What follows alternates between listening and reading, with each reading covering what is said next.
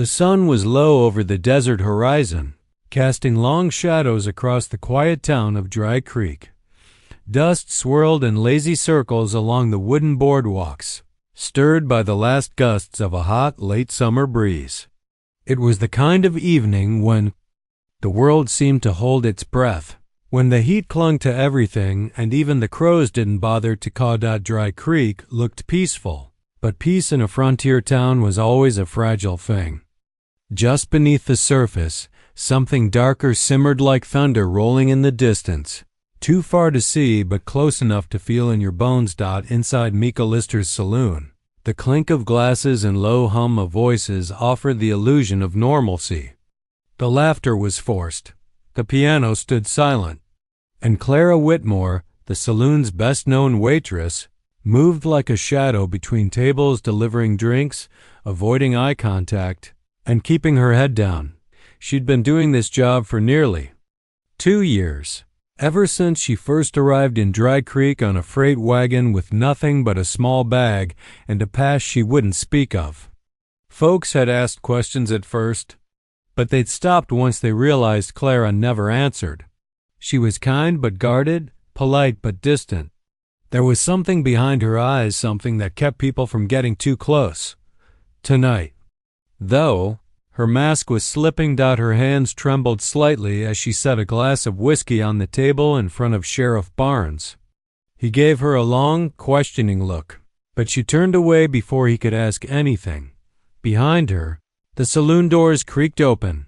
A man stepped in. He was tall, dressed in a worn duster, with a trail of road dust clinging to his boots. A wide-brimmed hat shaded his face, but his eyes were sharp, taking in the whole room in a glance. He didn't carry himself like a drifter or a ranch hand. There was something about the way he moved, steady, calm, deliberate, that made the room shift just a little. Conversations quieted. Men looked up. Clara glanced at him and froze for just a moment too long. He nodded at her. "Evening, ma'am." She nodded back, her voice catching in her throat. "Evening." He took a seat at the bar without further word, ordered a coffee black, and watched her with curiosity, but not intrusion. She could feel his gaze, not like a threat, but like a question waiting to be asked. The air felt heavier by the minute. Outside, the wind picked up, flinging dust against the windows in sharp, dry bursts. The sky was darkening, not with nightfall alone, but with the telltale shades of an oncoming storm. Dry Creek hadn't had rain in over a month, but tonight felt different. As if the land, like Clara herself, was holding its breath for something to break. By the time Clara untied her apron and stepped outside, night had fully fallen. The saloon doors closed behind her with a soft creak, and she pulled her shawl tight around her shoulders, more out of nerves than cold. Her home wasn't far, just past the old chapel, down the path near the dried-up riverbed, but tonight, every step felt like it might echo into danger. She sensed it. She always did. Just before they came down, as she turned the corner, she nearly ran straight into the man from the bar. "Didn't mean to startle you," he said gently, stepping back with his hands raised. Clara's eyes darted down the street toward the shadows near the chapel. Her voice was steady, but tight. "You shouldn't be following me." "I wasn't," he said. "Just noticed you seemed uneasy. Thought maybe you could use company on the way home. This town doesn't always sleep easy." She hesitated, her heart pounding in her chest. Something told her this man wasn't like the others. He wasn't curious or nosy or looking for trouble. He just cared. And maybe, for the first time in a long while, she didn't want to be alone. She gave him a soft nod. "All right. Just till the chapel." He tipped his hat. "Name's Luke." "Clara," she replied, already walking. He fell into step beside her, silent and calm. The two of them walked down the darkened street, their boots crunching softly against the dirt road. Neither of them saw the three men waiting in the shadows beyond the chapel, but Clara knew they were there. They always were.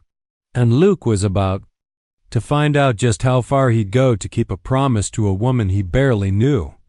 The chapel stood like a forgotten relic on the edge of town whitewashed boards, peeling under years of sun and wind, the steeple leaning just enough to whisper stories of neglect. The moon hung low behind a veil of clouds, casting silver shadows that shifted uneasily across the road. Clara slowed her steps as they neared it. Luke noticed the tension in her shoulders, the way her eyes flicked toward the darker corners of the street where the lamplight didn't reach. "You sure this is far enough?" he asked quietly, glancing down the road toward what looked like a small, weathered cabin tucked beneath the cottonwoods. Clara didn't answer right away. She was listening, every part of her tuned to the silence. It wasn't peaceful. It was too still, like the desert before a rattlesnake strikes. "Keep walking," she murmured. Luke didn't question her. He just followed, hands relaxed but never far from the twin revolvers holstered under his coat. He had walked into enough ambushes in his time to recognize the signs. Something was wrong. This wasn't just a nervous woman walking home. This was a hunted animal moving through familiar terrain. Knowing the trap had already been set, after a few paces, Clara spoke soft like a confession. "They're back," she said. Luke tilted his head slightly. "Who?" she swallowed, eyes straight. "Ahead. Men I used to run with. Long time ago. Before this place. Before I tried to be different." He didn't interrupt. "There were 5 of us," she continued. "We weren't just rustlers. We robbed banks, trains, dirty jobs. Bloody jobs. The man who led us, his name's Cole Maddox. Thought he owned me. Took what he wanted, and when he couldn't, he hurt people." Her voice tightened. "He's the reason I left. The reason I disappeared." Luke nodded slowly, still listening. "I took something when I left," she added. "Not just myself. I took the money from our last job. Figured it was the only way I'd ever be free of him. Figured maybe it was owed." "How much?" Luke asked. 10,000, she said. "Buried it outside of town. Never touched it." A long silence stretched between them. The sound of their footsteps filled the air. "So now they're here," Luke said. She gave a slight nod. "Saw 2 of them last night. Maddox ain't the type to let go of a grudge. And he sure as hell wouldn't come back just to say hello. I figure he means to drag me back or kill me." Luke looked over at her, really looked this time. She wasn't a damsel or a coward. She was someone who'd faced down monsters and lived to carry the weight. But even the strongest people can only run for so long. "You told the sheriff?" he asked. She gave a bitter laugh. "Sheriff Barnes? He don't want trouble. Not with Maddox. Half this town would just as soon see me gone." They walked in silence for a few more steps. Then Luke said, "You should have let me walk you all the way home. I didn't want anyone getting caught up in it," she replied. "Well," Luke said, glancing into the shadows around them. "Bit late for that now." Suddenly Clara stopped. Her hand reached out instinctively, resting on Luke's arm. "Wait." There, near the base of the chapel wall movement, a shadow peeled itself away from the structure. Then another. Then a third. 3 men stood in the darkness. One leaned against the chapel post, twirling a knife lazily in his hand. Another cracked his knuckles. And the third, tall, broad-shouldered, with a scar slicing down the side of his face, grinned like a wolf seeing its prey. "Well, well," the scarred man drawled. "Ain't this cozy?" Clara's face paled, but she didn't move. "Evenin', Clara," the man said, stepping forward. "Didn't expect company, though I suppose he can die just the same." Luke stepped between them before she could stop him. "She's not going anywhere with you," he said evenly. Scar grinned wider. "Ain't up to you, friend." Luke's hand drifted to his coat. "It is now." Tension snapped into the air like a drawn bowstring. The 3 men shifted, hands moving toward their belts. Clara backed away, voice trembling. "Luke, don't please," but Luke didn't move. His eyes never left the man in front. He'd seen their kind before. He'd been their kind before. But not tonight. Tonight, he stood between a woman and the past that wanted to bury her Dot, and he had no intention of backing down. The tension crackled like lightning in the air. Luke stood his ground, his boots planted firmly between Clara and the three shadows that had stepped out of the night. His coat swayed slightly in the wind, one hand resting near his hip, not on his gun yet, but close enough to remind everyone that he knew how to use it. Clara's heart hammered in her chest. She could feel the fear tightening around her throat, but worse than the fear was the guilt. This wasn't supposed to happen. She never should have let him walk with her. Now someone else, someone good, was in the line of fire because of her past. "Luke," she whispered, trying to pull him back. "Please, just go. This isn't your fight." He glanced over his shoulder, calm as ever. "Seems like it is now." "I can handle this." "No, you can't," he said quietly, without judgment. "And you shouldn't have to." The words hit her harder than a bullet. No one had ever said that before, not like that. Not with such quiet certainty. Up ahead, the scarred man Jeb Coulter, one of Maddox's lieutenants, laughed low and slow. "Ain't this romantic? Look, boys, the girl's gone and found herself a hero. The one with the knife flicked it open. Hope he's faster than he looks." Luke's eyes didn't waver. "You don't want to do this. You don't. Know who you're talking to, stranger," Jeb sneered. "You don't know who we are." "I don't care," Luke replied. "You step aside, we walk on. Or you draw and I drop you where you stand." That quiet confidence. It wasn't a bluff. Clara could tell by the way Jeb hesitated just for a flicker of a second. Men like Jeb didn't hesitate unless they saw something they didn't expect. Luke had that kind of presence. He didn't need to boast or posture. He had the calm of a man who'd seen things and come out the other side harder and colder. And now, for reasons she couldn't understand, he was choosing to stand in front of her. Jeb spat on the ground. "You think you're gonna protect her? You don't even know what she did." "I know enough," Luke said. "She stole from Maddox, left him for dead. He don't forgive that. She's a liar, a thief." Luke's voice dropped. "Then maybe you should ask yourself why a woman would risk her life just to get away from a man like that."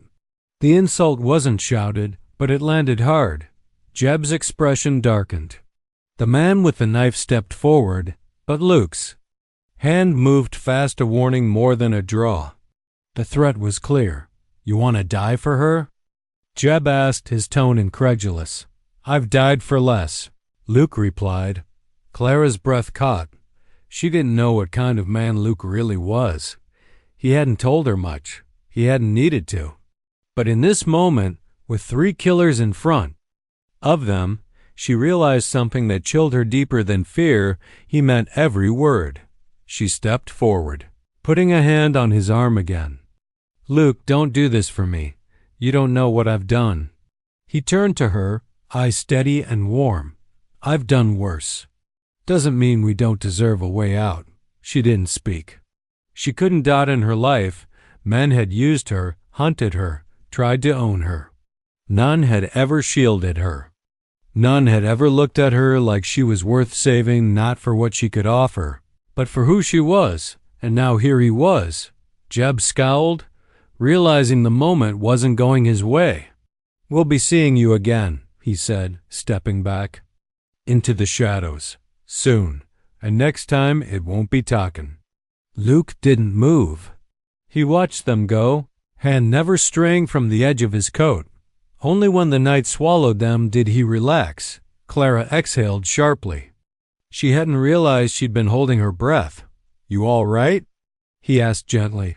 She looked at him, eyes wide with shock and something else, something softer. "You didn't have to do that." "I know. Why'd you?" Luke gave a small shrug. "Didn't like the way they looked at you." That simple. Not chivalry. Not showmanship.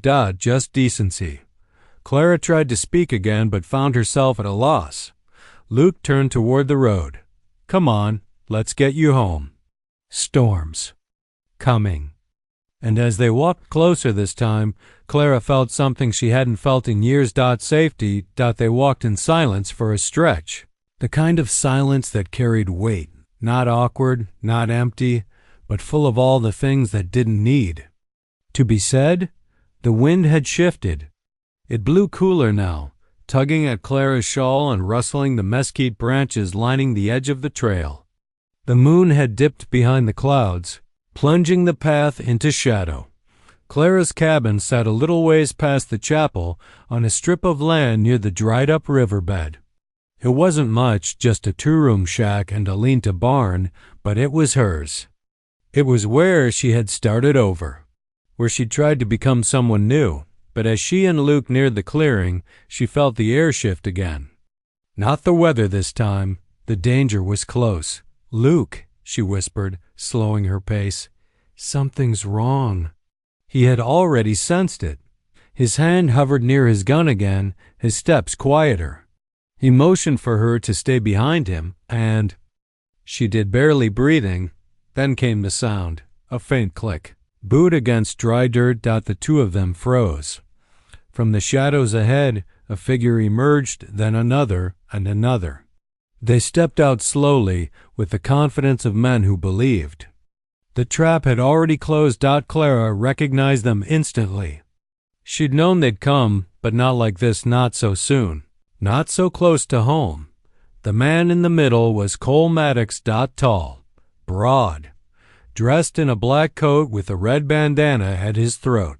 His beard speckled with gray, but his eyes still gleamed with the same violence she remembered. Time hadn't softened him. If anything, it had hardened him into something even more dangerous. He grinned when he saw her. Evenin', Clara. Clara didn't reply. Her throat clenched tight. Didn't think we'd find you so easy, Maddox said, stepping closer. But you always did like routines, walking the same path. Same time, same mistakes. Luke took a step forward, placing himself squarely between Clara and Maddox. You need to walk away. Maddox tilted his head as if amused. And who the hell are you supposed to be? Someone who's not afraid to pull a trigger. That made Maddox pause, just a breath, before he smiled again, slow and cruel. You think this is a standoff, boy? You think you can talk me down? He looked over his shoulder at the two men flanking him. Take the girl. Leave the hero. If he wants to bleed. The two goons started forward. Luke moved fast. In one clean motion, his coat flared and steel flashed. Two gunshots cracked like thunder through the night.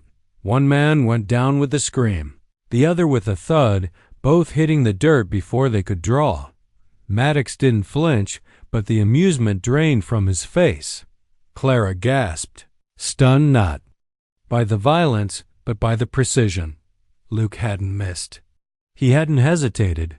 He was faster than she'd imagined. Maddox drew. Luke ducked behind Clara's well and returned fire, his bullet sparking off Maddox's revolver and grazing his coat. Maddox cursed and took cover behind a shed post, firing back blindly. Clara dropped to the ground, covering her head. Gunfire cracked through the clearing. The echoes bounced off the canyon walls behind her cabin, making it sound like there were a dozen shooters, not just two. Luke rolled behind a water trough, reloading in a blur. Clara, stay down. Maddox barked from cover. You're gonna die for a thief, stranger, Luke replied without thinking. I've died for worse. Then he moved swift and low, flanking right, boots skidding in the dirt. Maddox turned. Too late. Luke's next shot hit true. His revolver exploded from his hand, spinning into the dust. Maddox staggered back, clutching his bleeding hand. Luke approached slowly, gun raised. It's over, but Maddox wasn't the type to surrender. With a sudden yell, he lunged forward, drawing a hidden knife from his boot. Clara screamed. Luke fired. Maddox dropped. For a long moment, the world was silent again, just the soft rustle of wind and the acrid sting of gunpowder hanging in the air. Clara pushed herself to her feet, trembling.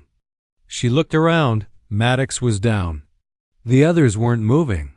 Luke lowered his weapon and finally turned to her, breathing hard, blood trailing down from a graze on his arm. "You're hit," she said, rushing to him. He gave her a crooked smile. "Nothin' I haven't had before." She caught him as he staggered slightly. "You didn't have to do that." "Yeah," he said, voice rough. "But I told you I'd walk you home." The fire crackled inside Clara's cabin, the only sound breaking the silence as she knelt beside Luke on the floor. She had wrapped his arm with a torn sheet soaked in whiskey and was carefully tightening the knot. Outside, the bodies were still, cooling in the dust.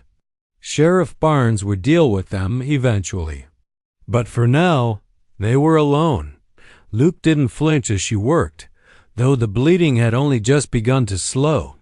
His shirt was torn at the shoulder and a crimson stain had spread across his sleeve.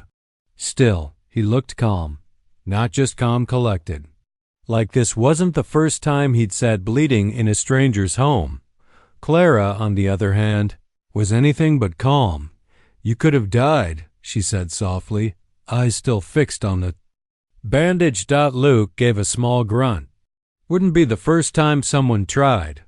"That's not what I meant," she snapped, her voice trembling. "You don't even know me. Why would you do that for someone you just met?" He looked at her for a long moment, then spoke. "Because I do know you. Maybe not all the details, maybe not your favorite color or what song you hum when you're nervous, but I know what it looks like when someone's been run down by the world. I've seen it in the mirror." Clara sat back, her breath catching.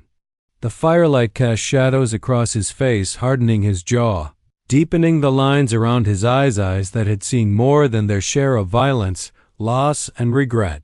"You were one of them once, weren't you?" she asked quietly. Luke didn't answer right away. He shifted, reaching for the tin mug of water she'd poured for him. His hand was steady, despite the pain. "Yeah," he said finally. "I rode with a gang out of Missouri. The Drayton boys, mean sons of bitches. We hit freight lines, mining, convoys, got a reputation. Didn't take long for blood to start sticking to our boots." Clara sat in stunned silence. She had expected something like this, but hearing it out loud, the weight of it, the way he said it with no pride, no drama, just fact, it was different. "I wasn't the worst of them," he continued, "but I didn't stop the worst either. I followed orders, took the money, watched people beg." His eyes flicked to hers. "I left after a job in Kansas. We hit a payroll wagon, thought it'd be a clean haul, 2 guards, easy pickings. Turned out one of the guards had his son with him. Kid couldn't have been more than 9. Clara's breath hitched. "One of the boys, hell. I don't even remember which shot the man in the chest, then laughed and told the kid to run before he changed his mind. I just stood there. Didn't pull my gun. Didn't say a word. I watched that boy run off into the hills and prayed someone decent would find him." He set the cup down, exhaling. "That night, I left. Didn't take my cut. Didn't say goodbye. Just rode west and tried to disappear."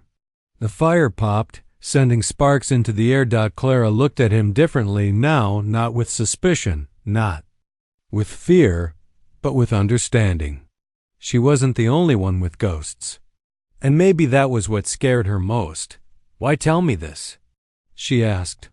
"Because you deserve to know who you let walk you home," he said simply. She let that settle between them. For the first time in years, she didn't feel like the only one carrying a weight she couldn't speak of. "I know what it's like," she said quietly, "to run, to regret. I still hear their voices, those men I hurt or left behind. But what scares me more is forgetting them. Like if I let myself feel happy, it means I'm okay with what I did. Luke looked up, his voice gentler now. You didn't kill them, Clara. You escaped them. That's not the same thing. She leaned back against the wall, eyes glistening. I don't know if I can ever really leave it behind. Luke nodded slowly. Maybe you don't. Maybe the past stays with us. But you can choose who you are now. That's the only part that matters. Clara was silent, her hand brushing against her shawl. Then, softly, she said, So what now?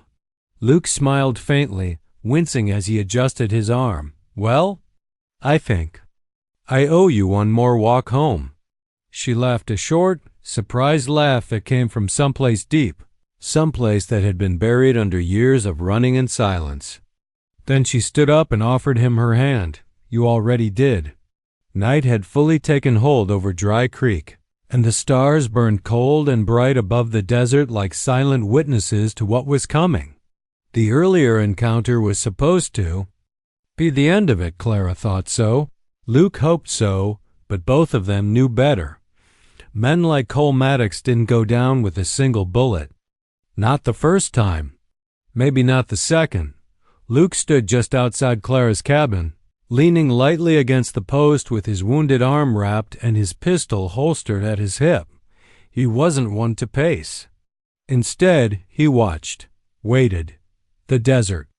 Wind had stilled, and with it, the night grew unnaturally quiet. No insects. No coyotes. Just stillness. Inside, Clara checked and rechecked the shotgun Luke had handed her, her fingers trembling slightly on the stock. She wasn't new to violence, but tonight felt different. Tonight, it wasn't just about survival. It was about standing. Her ground. She stepped out onto the porch and stood beside him. They'll come back, she said softly. Luke nodded. Probably waiting for full dark.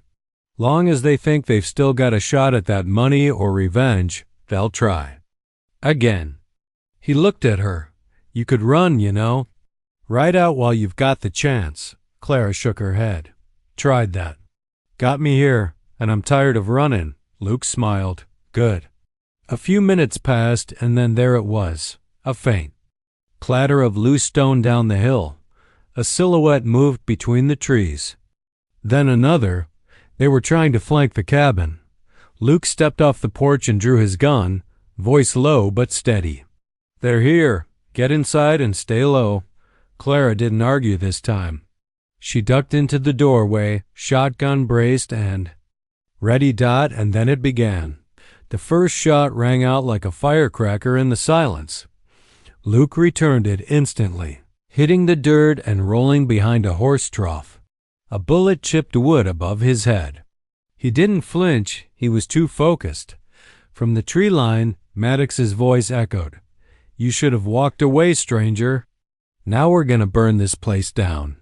Luke responded by taking out a lantern and throwing it across the dirt yard. It smashed, spilling oil that burst into flame when the next shot hit. The sudden light illuminated two of Maddox's men darting toward the shed for cover. Luke fired one too. One man dropped with a cry. The other fired blindly and ducked inside. Clara steadied her breath, watching shadows dart just outside the windows. One moved toward the back fast low, trying to circle around. She aimed and fired. The blast lit the room and sent the man crashing into the side of the house, lifeless before he hit the ground. Luke smiled when he heard it. Hell of a shot. Don't. Get used to it, she muttered. RELOADING. Maddox cursed from the shadows. You think this ends tonight? You think you can stop all of us? You already lost, Luke shouted back. You just don't know it yet. More gunfire erupted, flashes under the stars. Luke moved like water, slipping between cover, his aim sure. He'd been outnumbered before, outgunned, but never outwilled. Then, from the side dash movement, another man, this one younger, came out of nowhere, charging with a raised pistol. Luke turned too late. A shot cracked, but it wasn't Luke's. The young man collapsed mid-step, a hole in his chest, eyes wide with shock. Clara stood on the porch, shotgun still smoking. Her jaw clenched. Luke looked at her with a flicker of something like awe. Only one man remained. Maddox. And now he was running. Luke didn't hesitate. He gave chase, cutting through the brush and into the open, moonlit stretch beyond the cabin. Maddox turned and fired wild, desperate. One shot grazed Luke's leg, another hit the dirt near his feet. Luke kept going. They stopped in the dry riverbed, under a sky of stars so clear it felt like the heavens were holding their breath. Maddox turned to face him, panting, teeth bared. "You think you're better than me?" He growled. "You think you can kill your way into redemption?" Luke stared at him. "No, but I sure as hell can stop you." One final shot. Clean. Echoing into the night.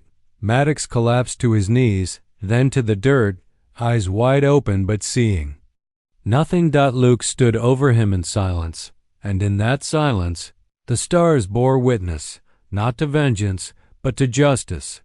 Back at the cabin, Clara waited. When Luke finally returned, limping but alive, she ran to him without hesitation, rapping her arms around him. "You came back," she whispered. "Told you," he said with a weak grin. "I always finish what I start." Dawn crept slowly across the plains, painting the sky with hues of lavender and rose. The wind had shifted again, gentler now, cooler, as if the desert itself was finally releasing the breath it held all night. Clara stood barefoot on the front porch of her cabin, staring at the horizon where the first rays of sunlight lit the hills gold. Her hands trembled, not from cold but from everything that had just happened. The scent of gunpowder still lingered in the dirt. The blood was still there, too, drying on the ground, staining the steps, reminders of the price that had been paid. Inside, Luke lay on the small cot, his leg and shoulder bandaged, eyes closed but not asleep. He hadn't said much since he returned from the riverbed where he'd left Maddox's body. He didn't need to. The silence between them wasn't awkward or empty. It was full of the weight of survival, of loss, and of something neither of them quite had the words for. Clara stepped back into the house and sat beside him quietly. He opened one eye and gave her a tired smile. "Sun's up," she nodded. "We made it," Luke chuckled low. "You did better than make it. You saved my life twice." "You saved mine first," she said softly. "I guess we're even."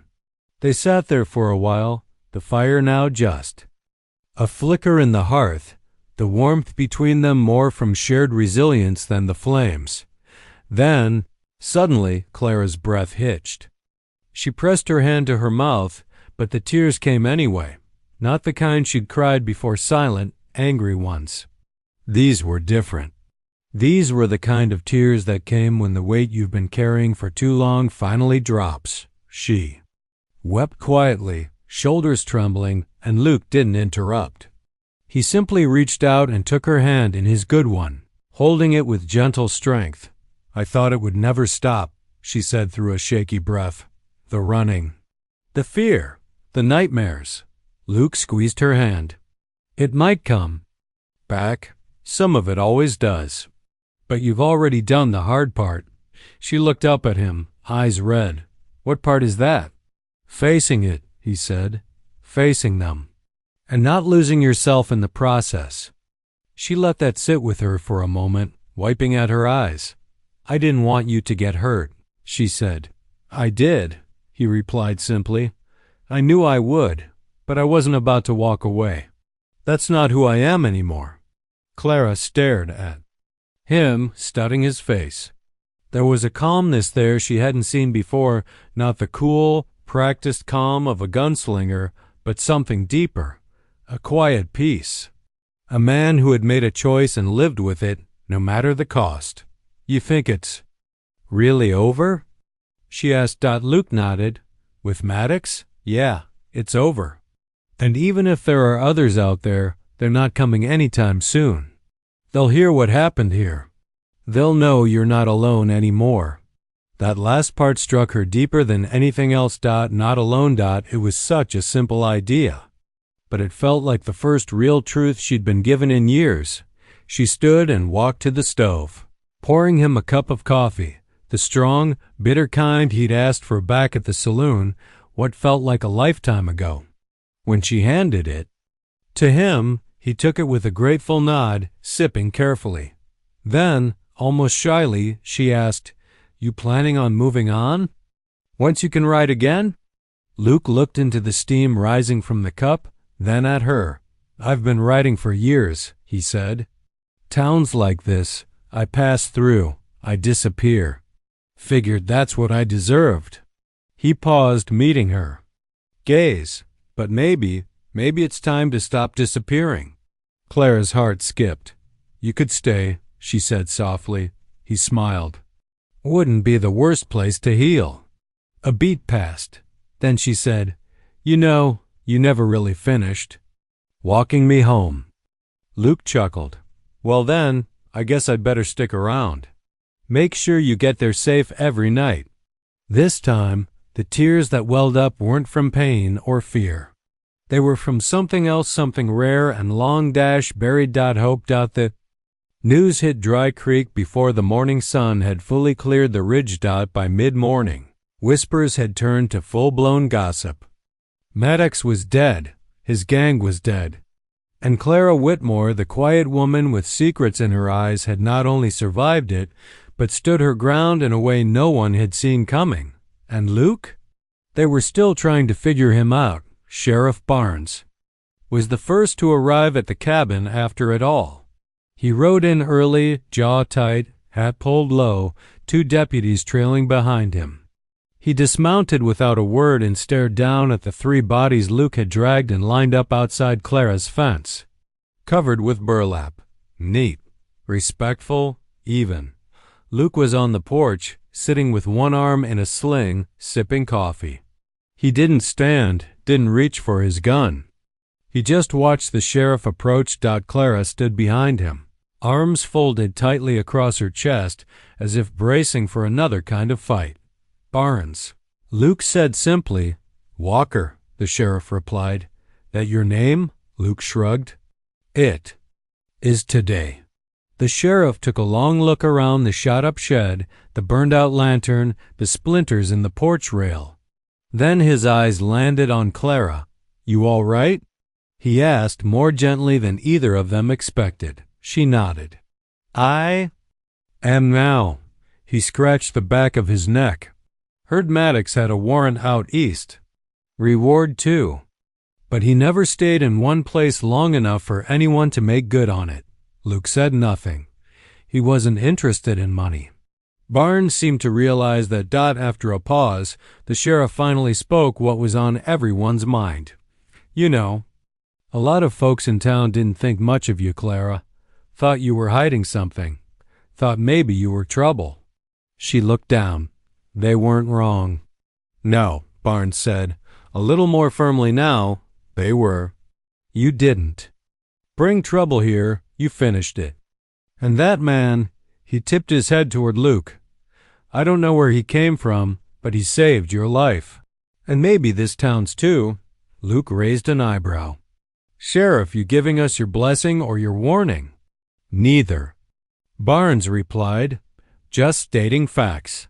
But if you two plan on staying, folks will be watching. You understand that?" Luke nodded. "We've been watched before." With that, the sheriff turned and signaled his men to start loading the bodies. No further questions, no lectures. Just a quiet understanding between men who'd seen too much and were tired of pretending otherwise. As they rode off, Clara let out a breath she hadn't realized she'd been holding. Later that day, she and Luke walked into town. People stared, not with open mouths or hushed judgment, but with cautious curiosity, maybe even a flicker of respect. The blacksmith gave Clara a slight nod. The general store owner, who'd always refused to sell to her on credit, stepped outside and tipped his hat.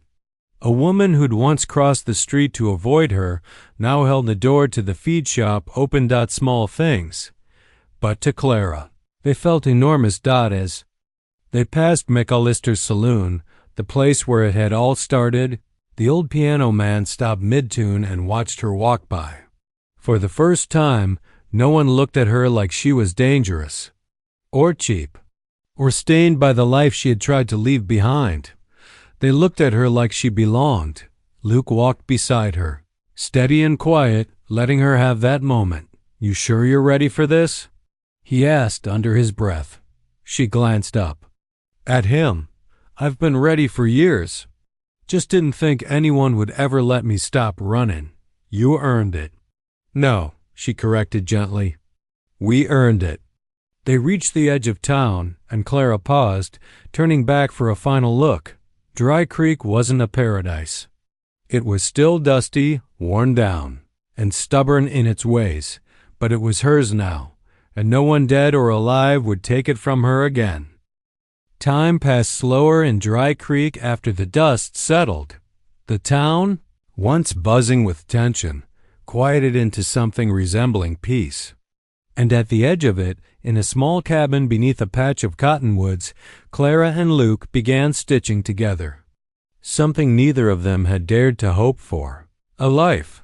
Luke spent the first week healing. Clara insisted on checking his bandages daily, though he grumbled through every one of them. His leg ached, his shoulder throbbed, and every now and then he flinched when he thought she wasn't looking. But he stayed. He could have left after he could walk again. Could have slipped out under the stars like he had from every other place he'd ever stopped in, but this time he didn single quotes t. Instead, he fixed the barn roof. He cut firewood. He built a fence along the back of Clara's garden, said it gave her tomatoes a fighting chance against the JACKRABITS. Clara, for her part, began tending that garden again. She hadn't touched it in months. The weeds had taken over while she'd been living in the shadow of her past. But now, her hands were in the dirt again, planting, watering, growing. And Luke would sometimes sit on the porch with coffee in hand, watching her hum softly as she worked. Neither of them spoke much about what had happened that night.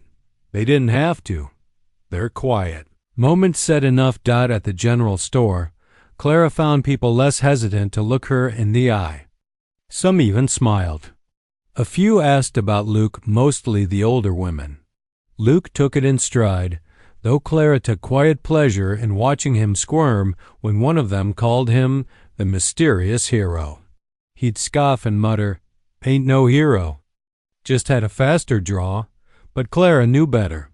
And Luke could tell by the way she looked at him that she knew. One evening, a week after the shootout, Clara sat on the porch steps with her knees drawn to her chest, watching the sun bleed orange across the open sky. Luke joined her, carrying 2 cups of coffee, and sat down beside her with a wince. "Should be back to Ridden in a few days," he said casually. She didn't look at him, just sipped. "You planning on Ridden somewhere?" she asked. He hesitated. "Only if you're fixing to get rid of me." She turned her head slowly, brow raised. "You think I'd let you go after you built me a damn tomato fence?" Luke chuckled. There was a long pause, filled with the chirp of crickets and the distant creak of a windmill turning lazily in the dusk. "You ever think," Clara said finally, "about what it would have been like if we'd met before all this?" Luke didn't answer right away. He stared out at the horizon, lips pursed in thought. "Maybe we had to go through all this first," he said, "to be the kind of people who'd know what to do with something good." She considered that, then nodded slowly. "Maybe." He looked at her. "This feel good to you?" She met his gaze. "It feels real," she said. "And that's more than I thought I'd ever have again." Luke leaned back on his elbows, eyes to the sky. "Real's enough." And it was. The scars didn't vanish. The past didn't rewrite itself. But healing isn't about forgetting. It's about learning to breathe again with the weight still on your shoulders. And in this quiet stretch of desert, with the worst behind them and the unknown ahead, Clara and Luke had found something worth breathing for. A few nights later, Luke limped to the door with a small bundle wrapped in burlap. Clara looked up from the stove, brow furrowed. "What's that?" He grinned. "Well, I figured if we're going to start fresh, we might as well do it proper." He unwrapped it, slowly revealing a new sign he'd carved by hand. She stepped forward to see dotted read, "Whitmore and Walker Repairs, Woodwork and Garden Goods." She blinked. "You put my name first." "You earned it first," he said with a wink. Clara laughed a sound Luke would have walked through 1,000 storms to hear. Warm breeze rustled through the cottonwoods as summer took firm hold of Dry Creek. The days stretched longer, the nights grew softer, and something about the stillness in the air felt earned. The world hadn't changed, not really. The land was still hard. The town was still suspicious of anything that didn't wear a sheriff's badge or a church smile. But for Clara Whitmore, things had shifted. Not loud and dramatic like a thunderclap, more like a slow turn of a wagon wheel, steady and sure. She stood on the hill just past her cabin, the morning sun painting her dress in soft gold. Below, the fence Luke had built stood solid against the wind. The little workshop out back now bore the sign he'd carved, "Whitmore and Walker." People were starting to come around, not just for eggs and vegetables, but for repairs too. Luke had a gift with tools, and his quiet nature put folks at ease once they realized he wasn't aiming to shoot his way through life anymore. Clara felt it every time someone knocked on their door instead of crossing the street. Every time Mother asked her for advice about a sick chicken. Every time the shop bell rang. But that morning, she wasn't thinking about gardens or town gossip. She was thinking about the road. Luke was hitching up the horse. Saddlebags packed light, just enough for a few days' ride. He moved slower still, but the limp had faded to a stubborn stiffness. He was healing. In more ways than one, she joined him as he cinched the strap on the saddle, her brow raised. "You sure about this?" she asked. Luke gave her a sidelong glance. Amused. "You act like I'm leaving for the war." "Feels like it," she said, only half joking. He tightened the last strap and turned to her. "I'm not running, Clara. Just heading out to pick up some lumber and see an old friend outside Abilene. He owes me some tools I left behind years ago." She nodded, chewing her bottom lip. Luke stepped closer and placed his hands gently on her waist. "I'll be back in 5 days," he said. 6 if the mule breaks down. "I'd say 4, but I know you'd call me a liar." Clara smirked. 4, and I'd assume you got shot again," he chuckled. "Fair." There was a pause, a kind that hung in the space between words that mattered. Then Clara asked the one thing that had been dancing on the tip of her tongue since the night they first walked home together. "Where do you see us in a year?" Luke's expression softened. He looked past her, out toward the hills, as if the future might already be rolling toward them from over the horizon. "I see a workshop that never stays quiet for long," he said. "A garden too big for just us, so we give half of it away. Maybe a dog too ornery to train, and a porch that never feels empty. And I see you, smiling like you did that night we didn't die." She blinked hard, caught between a laugh and a tear. "You always talk like you've been dreaming of this life for longer than I've been alive," he shrugged. "I have. I just didn't know whose life I was waiting to walk into." Then he reached into his pocket and pulled out something small. Clara looked down. It was a simple iron ring forged by hand. No jewels, no shine, just smooth, strong metal. "I ain't asking today," Luke said. "That'd be too easy. But when the time's right, and you're sure, I'd like to keep walking beside you, no matter how far the road goes." Clara didn't speak. She just took the ring, held it to her heart, and nodded. Then she kissed him. Slow, steady, real, and whispered, "I'll be here when you get back." He climbed into the saddle, tipped his hat. and gave her that same quiet smile he'd worn the night they met. Then he said it one more time, "I'll walk you home." With that, he rode off, not into the sunset, but into the morning, down a road that finally led to something worth coming back to.